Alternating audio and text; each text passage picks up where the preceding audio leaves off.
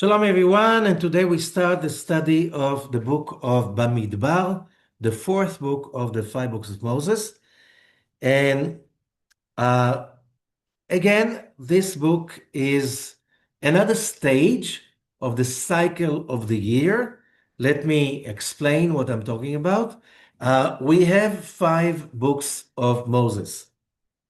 Uh, as we studied every year on Rosh Hashanah, it's like we are becoming a new being, a new path.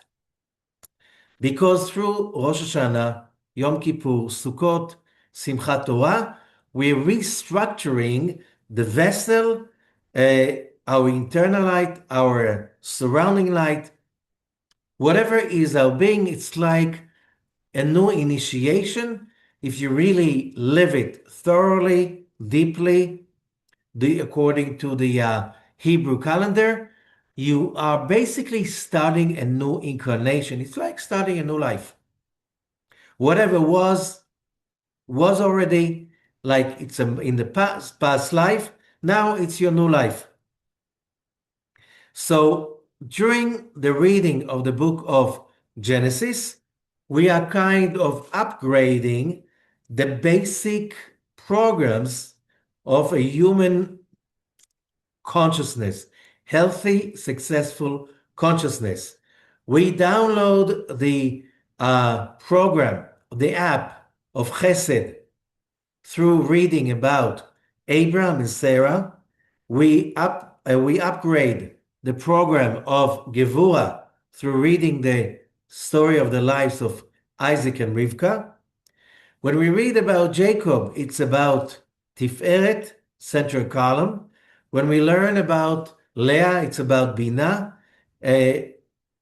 About reading about Rachel, it's about Malchut, and Joseph is about Yesod. So that's in a nutshell the book of Exodus. Now we are structured. Now we have to start our own journey for own emancipation, freedom, independence. And that's about the book of Exodus. Getting out of Egypt, getting out, whatever was limiting us, who knows how long since we started the process of the tikkun, each individual by himself. During the book of Leviticus, it's finding out our calling, Vaikra, calling. What is our calling? Purifying our connection, purifying, calibrating our calling. And that was basically the whole book of Leviticus, Vaikra. Now that we are reading the book of BaMidbar, it's becoming really, really practical. And we just got some of it last week when we read Parashat Behar.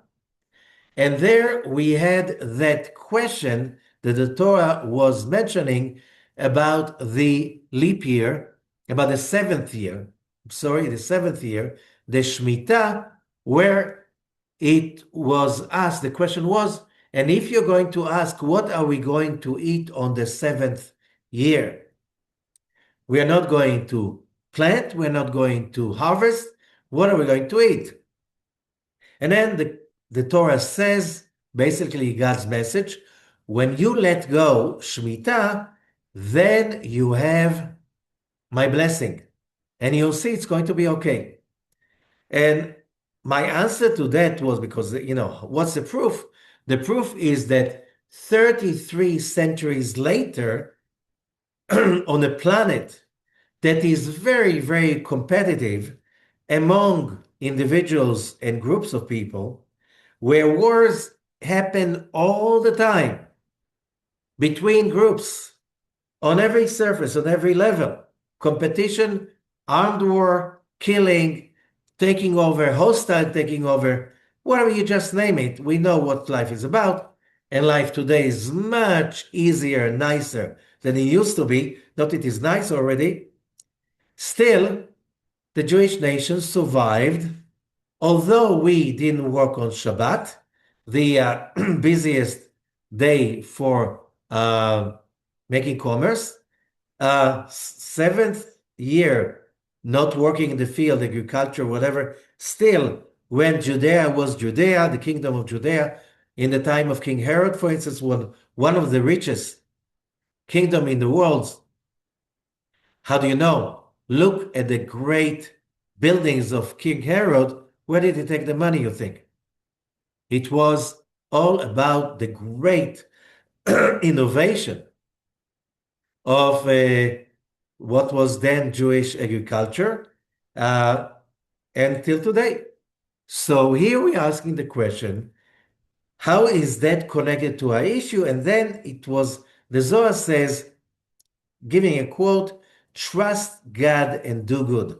And the Zohar said something that is very important. The Zohar said, when you do good with the intention to do good because it is the way to connect to the Creator's being, you create the good. You make it happen. And then you create something above and below. So here in the book of Numbers, that is basically about manifestation. Here we have the story of Adam and Eve, and then whatever came after that, Cain and Abel, and Noah, and the disaster of the flood, and later on the Tower of Babel, and the disaster following that, and so on and so forth. The world history is history of chaos, fights, jealousy, competition, wars, and more wars, killing and more killing. And it's starting with the first two beings being born, Cain and Abel. And now the Zohar is starting the Parashat BaMidbar, and I'll explain how it's connected with these words. וידבר אדוני משה, רבי אבא פתח. Rabbi Abba opened, ויברא אלוהים את האדם בצלמו. And God created Adam in his image. Genesis chapter 1. היקרא אתמר, that verse, what does it say? תחה זה. בשעתה דברה קודשה ברכו לאדם, עבד לי בדיוקנה דהילי ותתאי. והווה כליל מקולה, והווה נהורי נהיר, מסייפה אלמה עד סייפה אלמה, והווה דחלין כמי קולה. Translation. Come and see, when the Holy Blessed Be created Adam, he made him in the form of the upper worlds and the lower worlds. And he included both of them. And his light was shining from the end of the world to the other end. And everybody was afraid of him. Although the Zohar says, verse 2, in the Sulam commentary and translation, there are many, many explanations for that. What we want to take from that today, whereas it's connected to Parashat BaMidbar, is that, and I'll skip to verse 4, Adam was able to see the wisdom above and below. Since he sinned, nitma'atu הפרצופים. The realm Adam was controlling shrunk. והחוכמה נסתלקה ממנו, and the wisdom went away from him. ולא היה מסתכל עליו בדברי הגוף שלו. He could see only whatever his body allowed him to see. You know, from being able to see from the end of the world to the end, which means a vision beyond anything we can even imagine, because your brain doesn't limit you, your senses do not limit you, as after the sin we're limited in and confined into a physical dying body.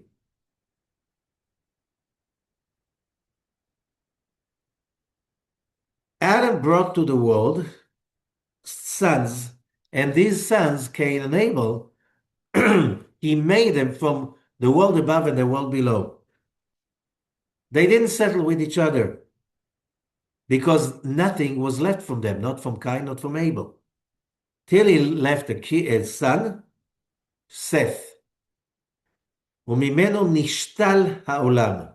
The world was planted, humanity was planted to start growing only with Seth, the third son. Verse 5. ועם כל זה, so Seth was born, humanity started to grow. Nations were born and spread all over the planet. ועם כל זה, with all of that, עולם התחתון לא נשלם. The physical world was not complete yet. All the way till Abram came to this world. When Abram came to this world, that was support. When Abram came to the world and held on to the world, it's like somebody came to somebody falling and held him with his right arm.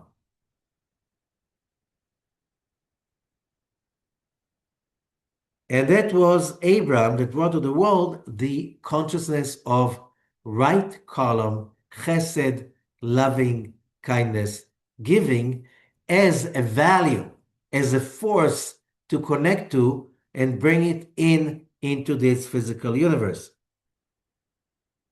By Yitzchak, then Isaac came.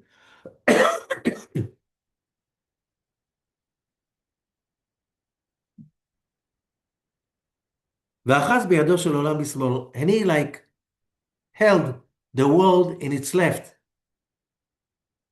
גבורה, left column. Now the world was more stable. התקיים העולם יותר. כיוון שבא יעקב אחז באמצע. When Jacob came to the world, he held the world in the middle, central column. And he now included, synthesized the right and the left. נתקיים העולם, the world was established and the world was not falling apart anymore. Verse 6. ועם כל זה, and with all of that, לא נשתל העולם בשורשיו. The world was still not really established. עד שיעקב הוליד י"ב שבטים. Till Jacob brought to the world 12 tribes. And those 12 tribes brought to the world, expanded into 70 people that came together with Jacob to Egypt. Now the world was finally established. ועם כל זה, however, לא נשלם, the world was still not completely established, עד שקיבלו ישראל התורה בהר סיני, till Israel got the Torah on Mount Sinai, והוקם המשכן, and the Mishkan was established. אז נתקיימו העולמות ונשלמו. Only then the worlds have been established and completed.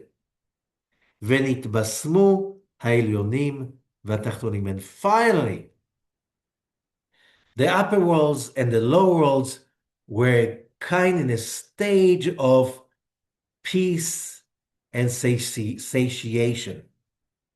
Okay, a very important exclamation, proclamation. Verse 7. כיוון שהוקמו התורה והמשכן, since the Torah and the tabernacle, the portable temple in the desert, have been established, רצה הקדוש ברוך הוא לספור חיילות התורה. God wanted to count the armies of the Torah. Now you have to remember what we said before. We read this Parashah always during the time of the counting of the Omer.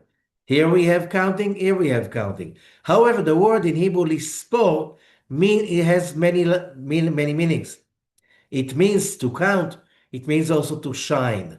Like sephira is illumination. Lispor is to illuminate. Which means when We spoke about it before, also in the book of Exodus. If God needs to count how many people are members of the Israelite nation, he is God.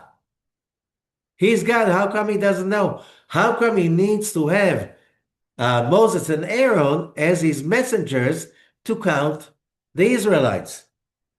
Okay? God is connected to all creatures. He is the Hayodea, Hayadua, Vamada, according to the Maimonides. He is the knowing, the knower, and the knowledge. You want to say it's not stored in his uh, database? How many other? He needs human beings to count for him? No, remember, it's the word to illuminate. בואו כל דבר שצריך להתיישב במקומו, come and see. Everything that has to be established in its proper place in this universe. דהיינו, what does it mean? לקשר הענף שלמטה בשורשו שלמעלה. What does that mean? To connect the source above with the branch below. How does this world is structured? When you start to study Kabbalah, you have to learn already from the beginning that we have no idea how the upper world is structured. However, our senses can see the lower world. And when we see the physical reality with its structure and its form of behavior and all the rules of its behavior, we look at it as branches that are basically representing as shadows to the physical body that cast those shadows, like all this light source that casts the shadows. From the shadows, the movement of the shadows, the nature of the shadows, we learn about what is casting the shadow. Same thing in a spiritual dimension. Whatever we see in our physical dimension is basically like a shadow that is being cast from a higher dimension. From learning the shadows, from learning the interaction among the shadows, we can start to somehow relate it to the source, and from there starting to figure out how the source is being structured. So, when Adam was created, he had a job to name everything in this world. And we learned through the uncertainty principle, the moment you measure something, it's not that thing anymore. It's now whatever we measure has been changed by the moment we measured it. So we have sad news. No one is objective. Why? You have an agenda, you're a human being. You like it, you don't like it. It reminds you of something you like, reminds you of something you despise. Doesn't matter. The moment you relate to something, you already apply some emotional opinion over it. No objectivity. Everybody has an agenda. Whoever says he's objective, he will be lying to you about everything else. So, what the good news? The moment I measure something, I'm controlling it because I change it. Why should I ignore that fact? Why should I be in denial for that fact? And the more important is, here we learn one of the major thread that came from the beginning, from Abraham, Isaac, and Jacob, and all the way till our days in our history, is if you think good, it will be good. Which means if I am I'm having an effect about whatever I measure, which means whatever I look at, whatever I describe, whatever I'm talking about, I have an effect about it, make a good effect. Okay? You should have a good impact because, as we learned last week, you came to this world, me, you, each one of us, with a purpose. As long as we do not accept that purpose, the purpose is to serve the creation. And the creation was created for one purpose and one purpose only, which is to create vessels for the bliss and the pleasure of the Creator, which means me, you, each one of us, every creature that was, is, and will be, all of us were created to be vessels for God's bliss. Now, since there are no free lunches and no one can stand free gifts, we were given another gift, which is to earn that pleasure, to earn that light, to earn that fulfillment, to earn that good, that the good is a derivative of the original infinite light. And God said, let there be light, and he saw that the light was good. So everything is good, says the Zohar, is coming from that goodness. Now, God basically, in the creation of our universe, he created basically 99.99% of everything. He just left for us to perfect it, to complete the creation by measuring, defining, analyzing, and deciding it is good. That's our job, to make it good. You see something, and we learn already. You see garbage. This is bad. No, recycling. You can make it good. Israel is a very dry country. Okay? Very dry country. We have to, right now, with so many people living on this country, you need to desalinize seawater, and that's how 80% of the population lives, from desalinated seawater. That's a lot of water. That's a lot of waste. So, no, it's a blessing. We take that waste and we make it into, of course, the water is our recycled. I think 80%, more than 90% in Israel. And with this water, you water the plants. You create agriculture. And you create very amazing agriculture. Most of the local needs are being met. And Israel is also exporting a lot of vegetables and flowers and fruits and stuff like this. Avocado, legendary Israeli avocado, legendary Israeli dates. All of that is coming from recycling, most of it. So what are we talking about? We learn to look at something to say, this is good. Now, how do we manifest that this is good? Find a way. The human mind is so resourceful, so creative. The Creator created us to do that.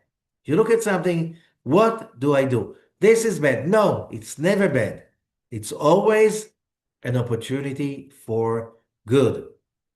Now, but you have to say that with your own mouth. You become a creator, as we know about Abra Kadabra.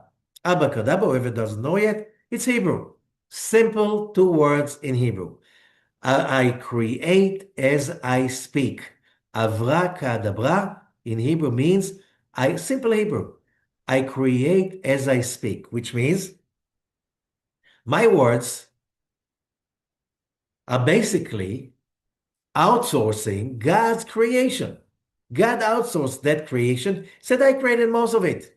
Everything is there. You complete the creation so you can, like you buy something, furniture in IKEA, you bring it home, and you open the box, you read the instructions, you start to put it together. And then you tell everybody, I built this cabin. I built this table. Did you really build it? Yes and no. Yes, the Talmud teaches us there's a rule, hamakeh patish, which means you build a whole cabin, almost, okay? But you need somebody comes and give one last hit with a hammer on the nail so the door of the cabin will come to its place and now you can use it. It means that the person who did it, his name is after the creation. Why? That's how God created the universe. Everything is 99% made by God. We just do the last hit and we make it edible. We made it visible, beautiful, whatever. When we make bread, we make it from flour. Did we create the flour? Who grew the flour? The farmer? No, the farmer did not grow the flour. The farmer planted the seeds. Who grew the wheat? The farmer did not grow the wheat. The wheat grew by God. The power of life within the wheat, the farmer helped it grow. Fertilization, making it water, whatever, but the wheat grew whenever conditions are okay, the wheat grows.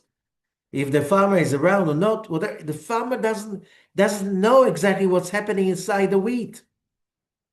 It grows by the power of God.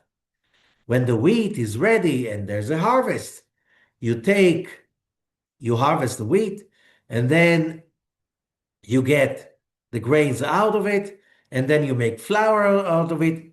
It's God made. It's God made. But we take the flour, and now we can make from it all kinds of pastries.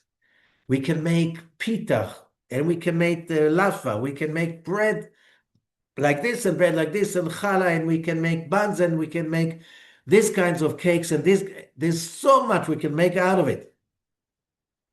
That's the magic of Abra Kadabra. We talk, we make things. We really are the ones who complete the actual work. And that makes us feel like creators, which means whatever we're facing, it's like first of all, we have to decide that it's good. Whatever we're facing. There's a big crisis. Some people, when there's a big wave, you know how wise people say, when there's a big wave, some people drown, some people surf. When it's snowing and cold, some people freeze, some people ice skate. Okay? Your choice, what to make out of it. And that's why you have to mention everything. And that's how we're coming back to how do you make the good. When you trust God, the moment you trust God and you have real faith, you realize that everything is good. Whatever happening is good. Now, how do you do the good? The aseh tov, you do good.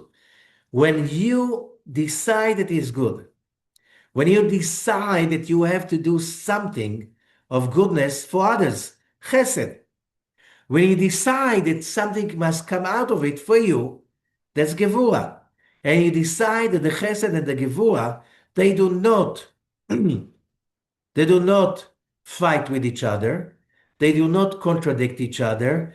They complete each other. When you make good for others, it becomes good for you. When it is only good for you and not good for others, it's good for no one. When you make it, when you decide about it. So basically, the whole idea is how to control reality. Research is showing about this concept that came only in the last few decades. The idea of a positive capital thinking, which means when people think like this, they have much more probabilities to be really rich. So this positive uh, capital, which means you think positive, finally becomes physical capital.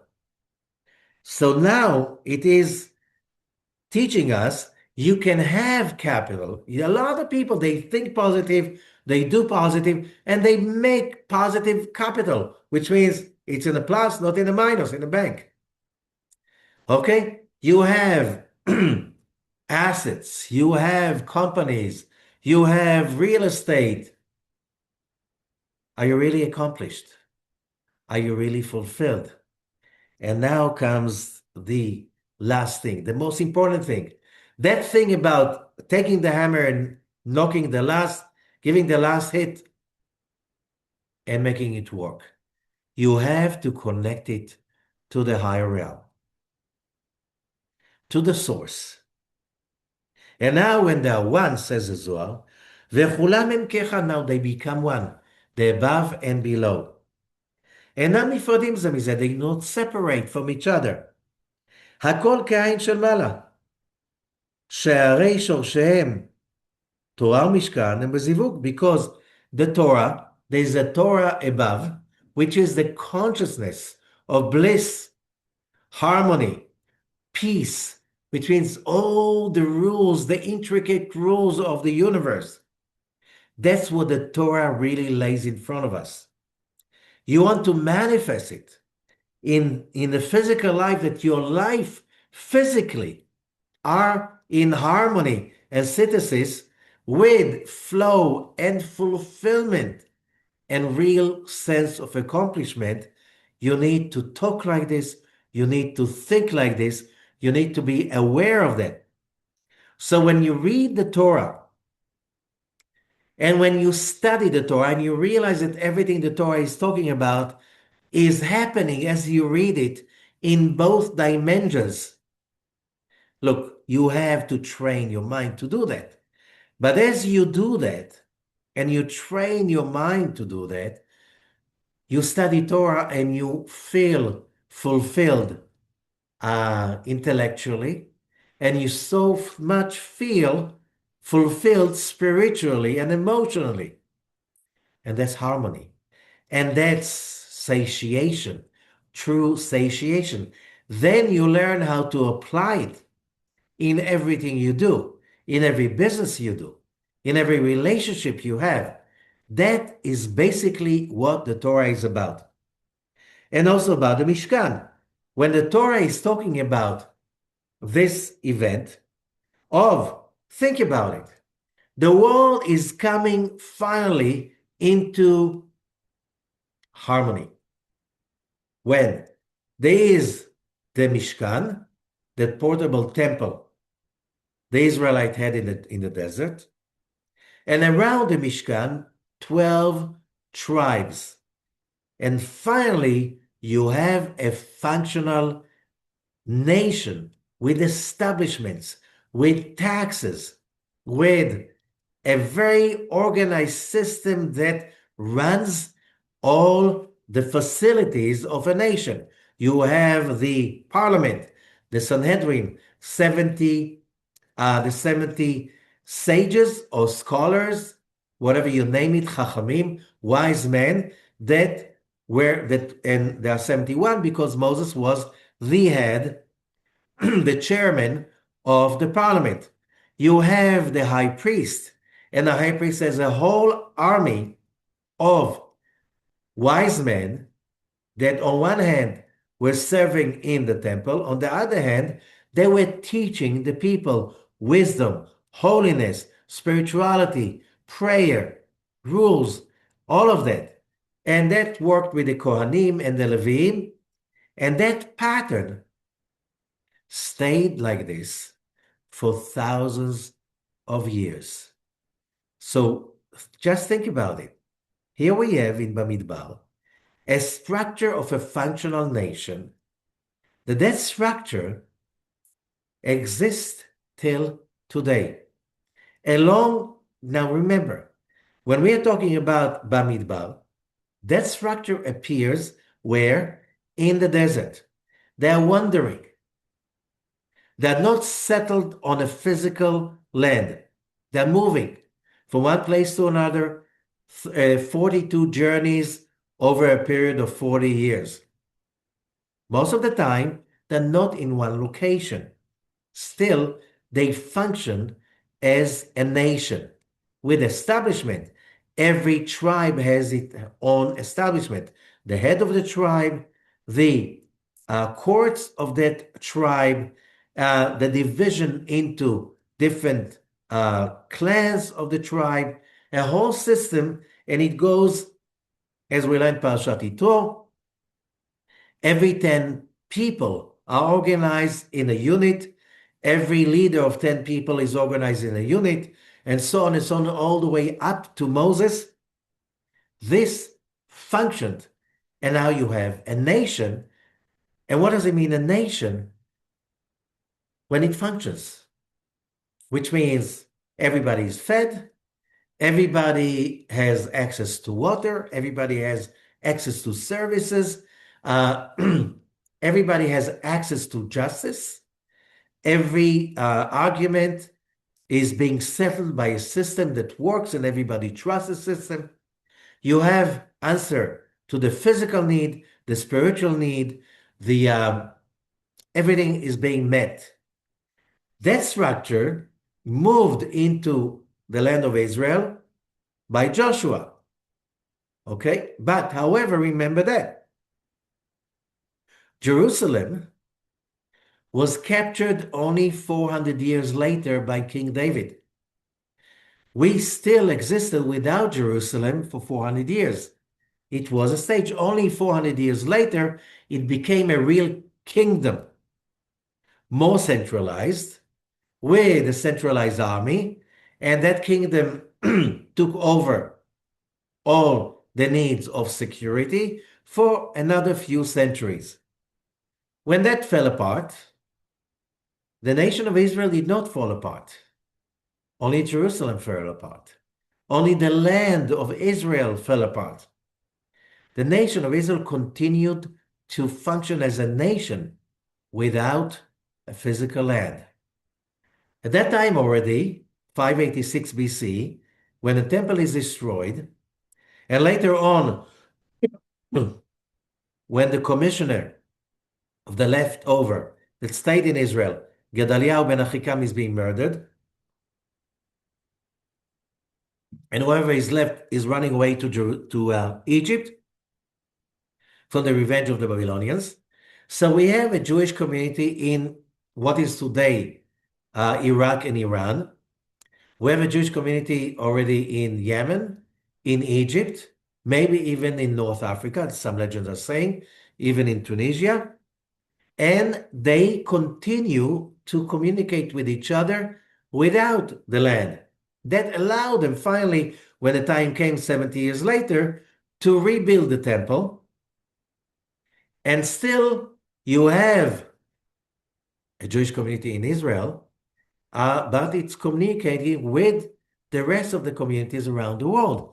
And that continues till the destruction of the second temple.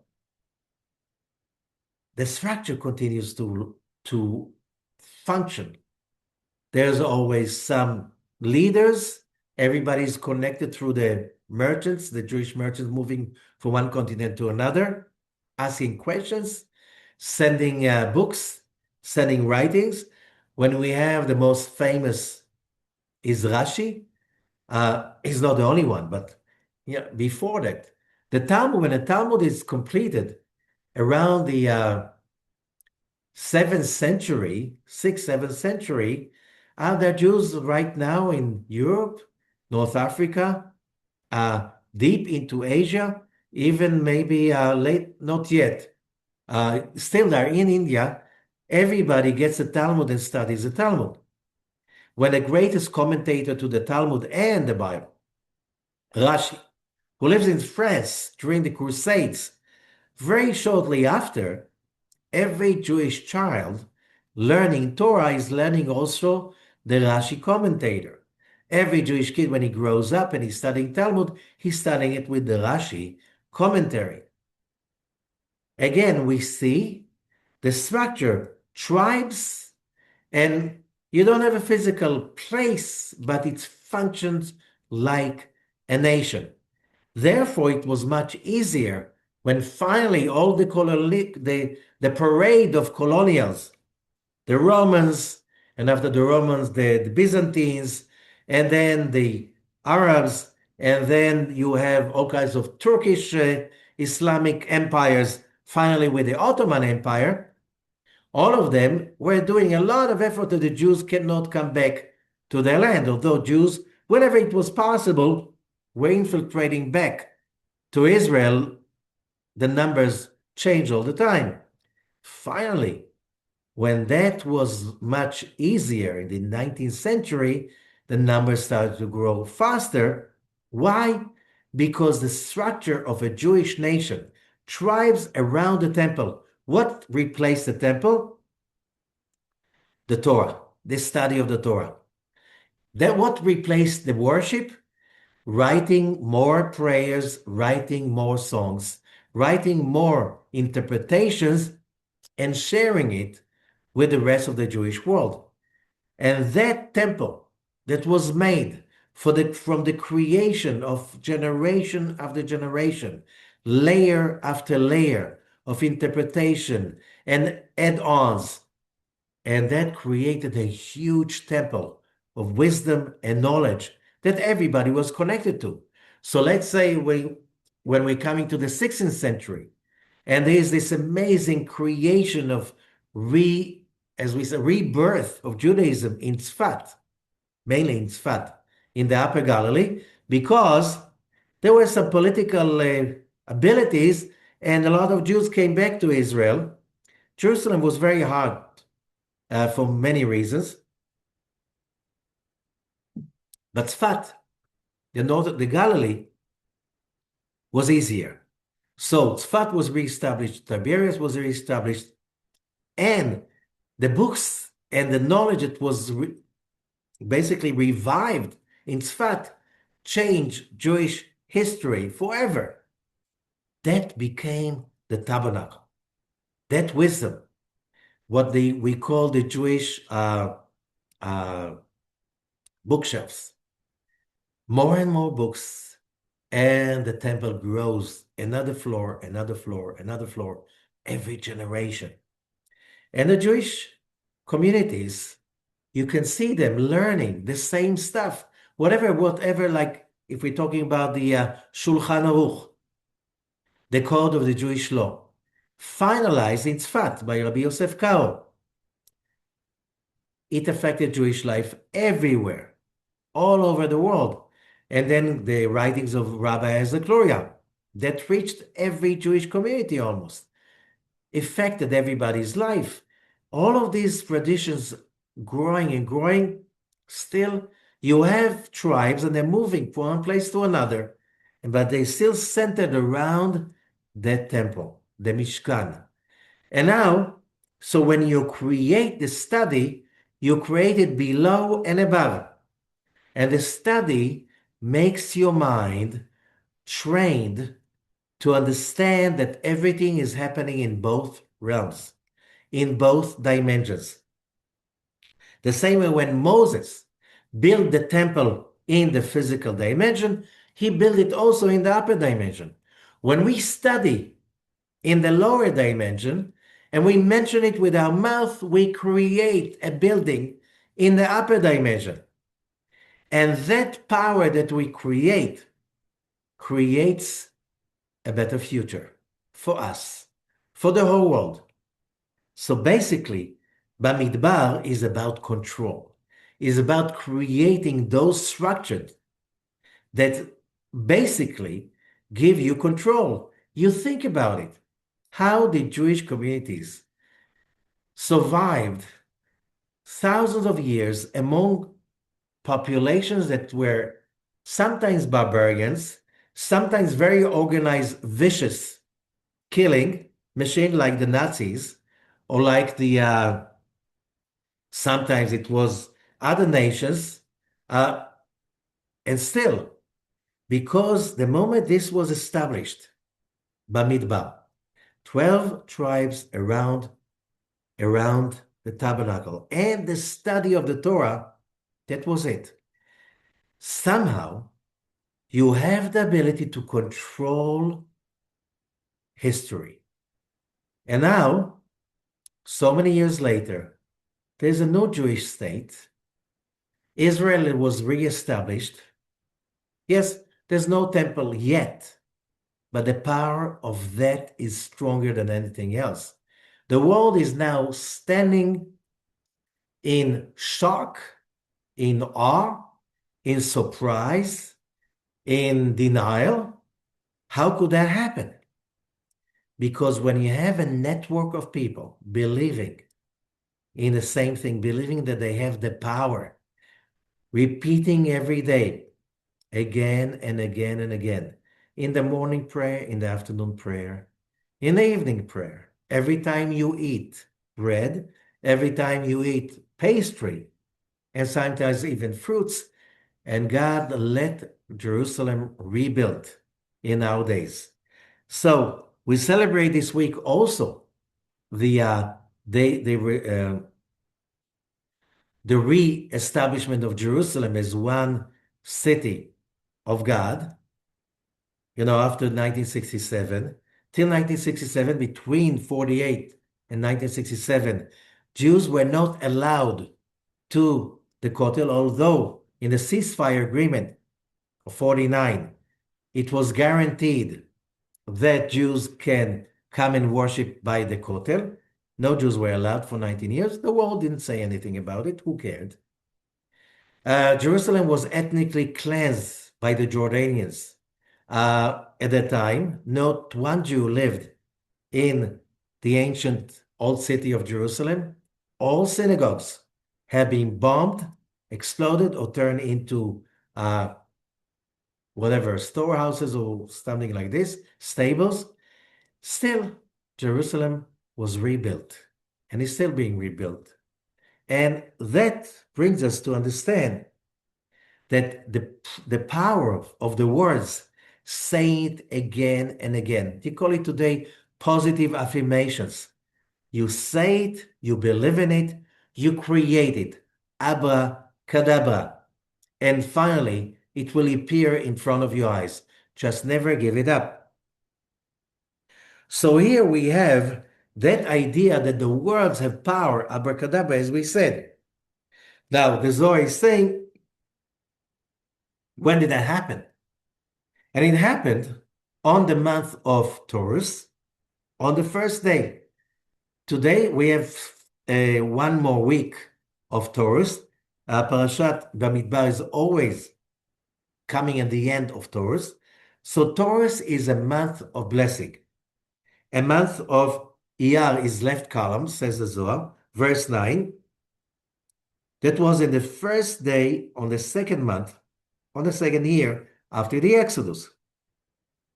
And that, the second month, is Gevurah, left column.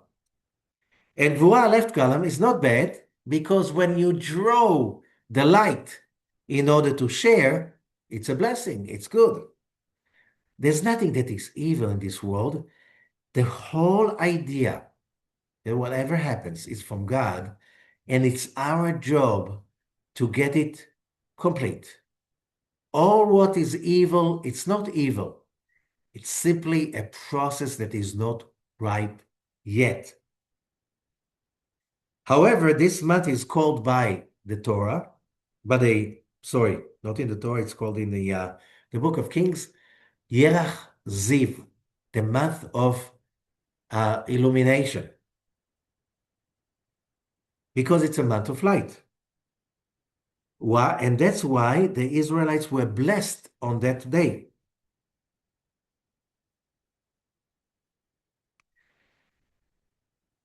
So, talking about blessings, we started with the blessing of Moses, that he's not counting the Israelites, he's blessing them. He's raising, and the word appears more along the book of Numbers. How do you control reality? How do you control people around? Science of education is teaching us again and again and again. You know, whoever said when a person grows up a child grows up to be a successful human being, many, many times it is thanks to one adult who believed in him, who said, don't worry, you will be okay. You will achieve greatness. The power of words.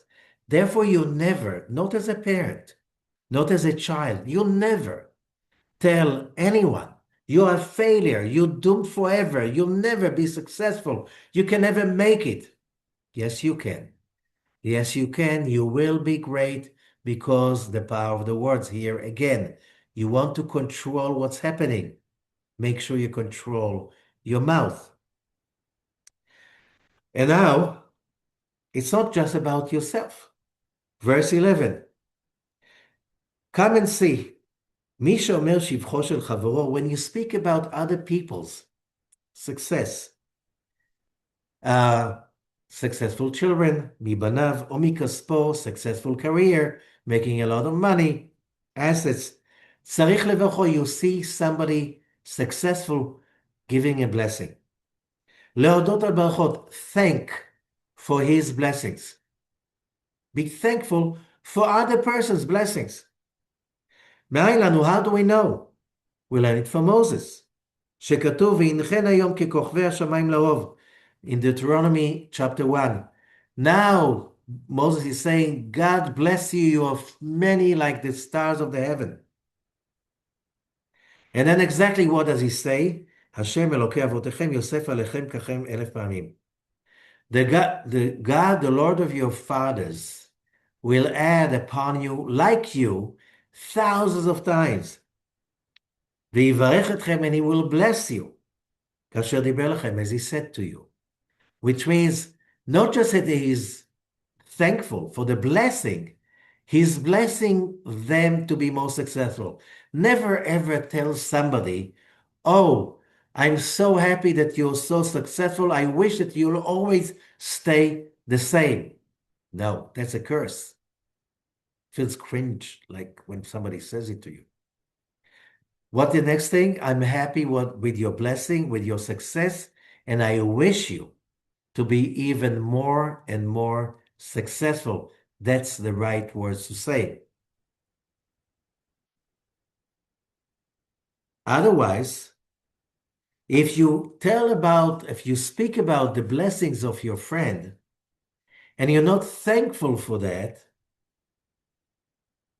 you're going to be hurt first because you created, by your words, a limitation. Whoever created the limitation created it first for himself. What is God's will?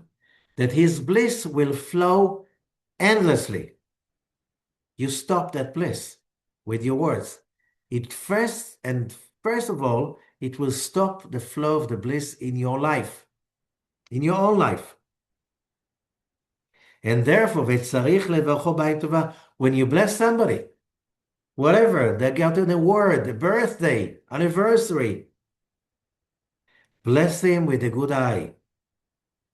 בעין טובה ובלב טוב, with a good heart. מי שמברך את הקדוש ברוך הוא, when you bless God and his creation, על אחת כמה וכמה, שצריך עין טובה ולב טוב ואהבת הלב. You should always bless with a good eye, with a good heart, and with the love of your heart.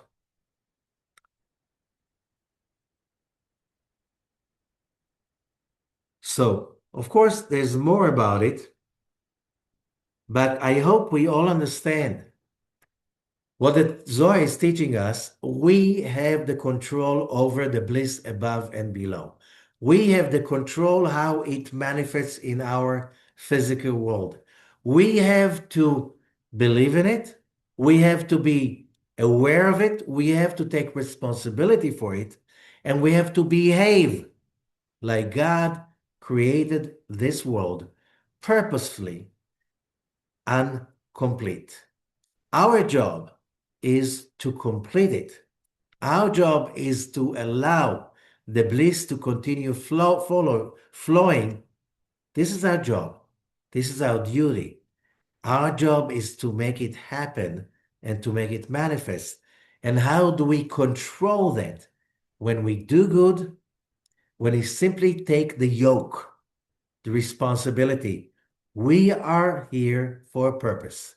And the purpose is to complete the creation of God Almighty. So it's going to be perfect and good and full. And that's our mission. And now, get to do it. Good luck for all of us.